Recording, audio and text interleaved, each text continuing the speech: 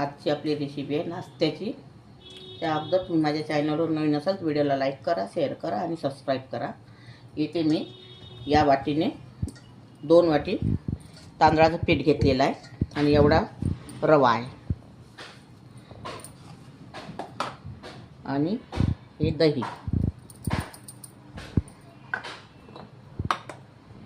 आणि स्वादानुसार मीठ।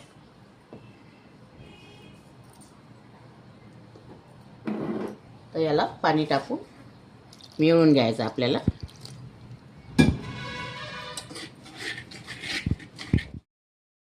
आता हे बघा, हे मिश्रण आता पूर्णपणे मिळवून घेतलेलं आहे। आता याला आपल्याला 15 मिनिटांसाठी रेस्ट द्यायची आहे। 15 मिनिटांसाठी मी झाकून ठेवणार आहे। छान मिश्रण मुरलेलं आहे। आता तुम्हाला मी टाकून दाखवते आहे। छोटे छोटे टाकायचे, एकदम मोठे नाही टाकायचे। तुम्ही चटणीसोबत खाऊ शकता, दह्यासोबत खाऊ शकता, भाजीसोबतही खाऊ शकता।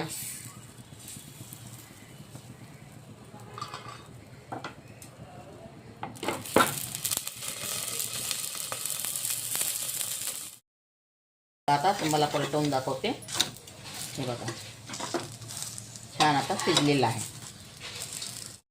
हे बघा, असा छान या पद्धतीचा रवा आणि तांदळा पिठाचा नाश्ता तयार झालेला आहे।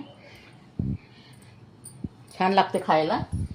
तुम्ही चटणीसोबत, आलूच्या चटणीसोबत, टमाटर केचपसोबत, कशाही सोबत तुम्ही खाऊ शकता। आता हे माझे बनवणं झालेले आहे। अगर तुम्हाला माझी रेसिपी आवडली असेल, व्हिडिओला लाईक करा, शेअर करा, चॅनलला सबस्क्राईब करा। व्हिडिओ बघितल्याबद्दल धन्यवाद।